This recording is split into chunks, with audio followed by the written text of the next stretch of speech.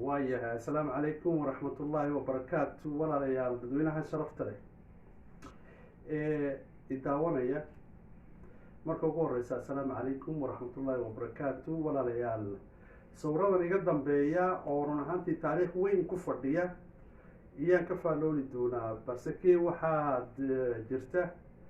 in maaragtay wasaaradda dhaqanka iyo dowladduba guud ahaanba inay ka gaabisay in dadka la baro taariikhihii hore ee maaragtay geeska africa iyo dalka jamhuuriyadda jabuuti soomaaliya iyo etoobiya waxaan walaalayaal ka faallooli doonaa saameynta iyo raadka ay ku leedahay boqortooyadii hore faraaciintii iyo dalka jamhuuriyadda jabuuti iyaan ka faallooli doonaa sidaad ogtiinba walaalayaal muddo haatan laga joogo 3700 oo sannadood run ahaan marka la dib loo raaco taariikhda maaragtay boqortooyadii faraaciinta maaragtay masaarida waxaa la tilmaamaa inay ilaa 700 oo sannadood 7000 oo sannadood inay jireen laakiin raadkeega waxaa la hayaa ilaa 4000 oo sannadood iyaa la hayaa markaasi waxay iman jireen geeska africa waxay iman jireen eritrea dhulka maanta eritrea la yiraahdo jabuuti etoobiya iyo soomaaliya iyay imani jireen waxaa jiri jiray ganacsi maaragtay maraakiib duuniyaal waaweyn oo maaragtay wax qaada oo run ahaantii u kala gooshi jiray in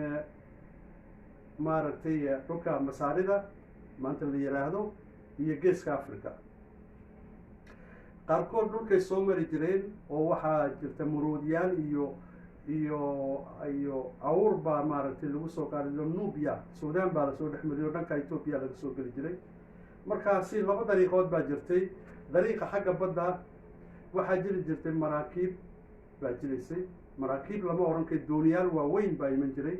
oo qaadaya ilaa 500 oo qof qaadaya ayaa imanayay oo maaragtay geeska africa oo wax rari jiray oo wax qaadan jiray waxna keeni jiray sida ay taariikhdu tilmaamayso oo run ahaantii amba dadku ay maaragtay weli hadda taariikhdu waa mid maaragtay dadka geeska africa ee soomaali leh ee etoobiya leh ee eritrea leh inay iyaku baaraan ay raadiyaan mid sugayso weeyaan balse ninka carabka ee kasoo guuray kasoo tallaabay badda cas ee aasiya ka yimid ee xagga sacuudi carabiya ka yimid ee masar soo degay taariikhdii faraaciinta barkay doonaanna way aasaan barkay doonaanna way soo saaraan marka laga hadlayo taariikhda raadka aan ku leenahay geeska africa way aasaan way qariyaan kamana hadlaan marka walaalayaal waxaa jiraysay iyada oo baacmushtarku kumaan kun sano uu socdo geeska africa iyo maaragtay dalka maanta masar la yiraahdo iyaa boqor marka faraaciinta ka mid ah uu yiri lama tagaayo geeska africa maanta laga bilaaba markaasi intii uu isagu xukunka hayo oo dhanba lama tegin bay ahayd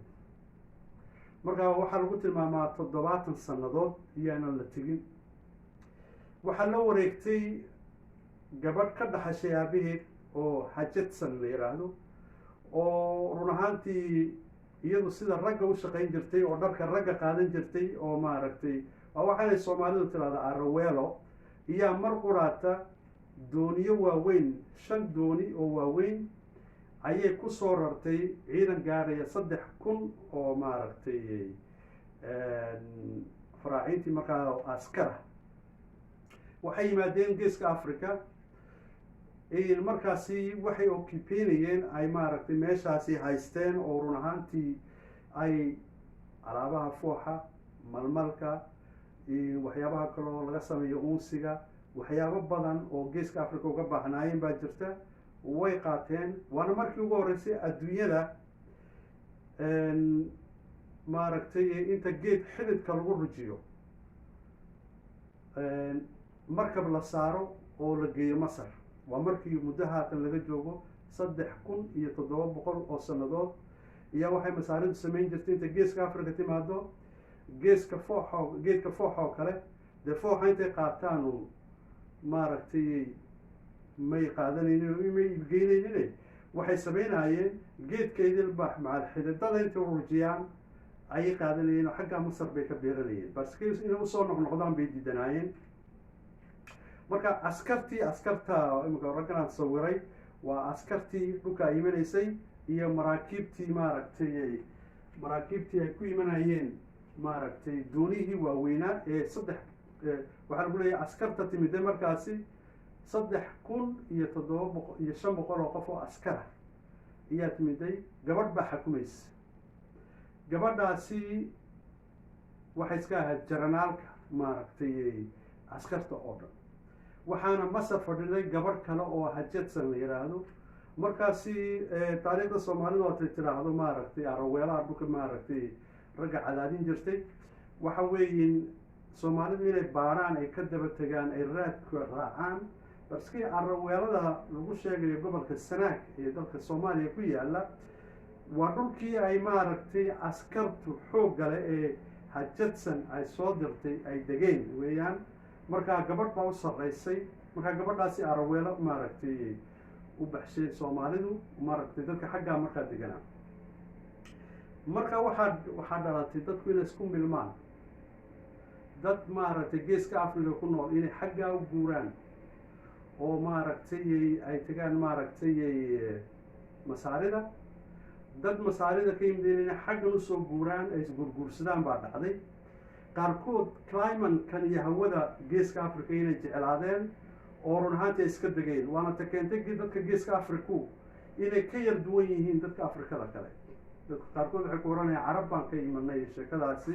wax carab ka yimid ma jirto waxaan u sheegayaa ummadda soomaaliyeed ee kule carab baan ka imanay war carabta waad ka da-weyn tihiin carabta da ahaan iyo taariikh ahaan iyo ilbaxnimo iyo dhulkii maaragtay adduunyadu ka farcantay weeyaan geeska africa ee maaragtay waana laga da-weyn yahay waxyaabaha noocaasiya inaa laga waantoobo markaas waxaa wanaagsan inaa raadraac la sameeyo oo la baaro anigu waxaan ku muujinayaa xaggan ninka qoraagu waxbuu ka qoraa ninka gobayaagu waxbuu ka gobayaa taariikh ninka maaragtay heesaagu waxbuu ka heesaa taariikh dhacday ninka sawir gacmeedka sameeyana taariikh dhacday inuu ka hadlo waa waajib weliba waxaan ku daray inaan macneeyo oon video kasoo duubo markaa walaalayaal ummadda maaragtay reer jabuutiya intaan garanayo boqolkeed in garanaysa oo reer jabuutiya jirta marka inay baaraan ay taariikhdii soo foqaan balse kii ninka masar joogay maanta dowladda masaarida la yidhaahdo taariikh ay jeclayn inay ka hadlaan oo ku saabsan maaragtay socdaaladii geeska africa iyo maaragtay faraaciintii ma jecla inay ka hadlaan balse kii batrimoankan iyo dhaxalkan ay haystaan iyaa la odhanayaa dee inikuma lihidin iyaa la odhanaya markaasi waxaan ummadda soomaaliyeed ummadda maaragtay reer jabuutiya ummadaha maaragtay ethiopia iyo eritrea inay baarhaan dadkii maaragtay faraaciintii hore taariikhdii ay ka tegeen iyo saameynta ay ku lahaayeen geeska africa iyo masar sawirkani dee wuxuu tilmaamayaa doonihii oo abstract lagu taswiiray marka dooniyaha abstract lagu taswiiro dee dooni maaragtay dhowr nooc baad ku taswiiri kartaa midi waxaad ku taswiiri kartaa nooc classiga qaarkood waxaad ku taswiirtaa landscape baad ku taswiira laakiin abstract baan ku taswiiray markaad u fadhiisatid doonidiiba sideediiyaa kaaga soo baxaysa xaggan waxa weeyiin maaragtay waa askartii sidii u labisan jireen dadkii maaragtay askarta ahayd faraaciinta ahayd waxaa tilmaamayaa shaagan baa tilmaamaya inay ay maaragtay u askari yahay walaalayaal intaasaan kusoo koobayaa aad iyo aad baad u mahadsan tihiin like sameeya shareka sameeya subscribe sameeya comment ka bixiya aad iyo aad baad u mahadsan tihiin wasalaamu calaykum waraxmat ullahi wabarakaatu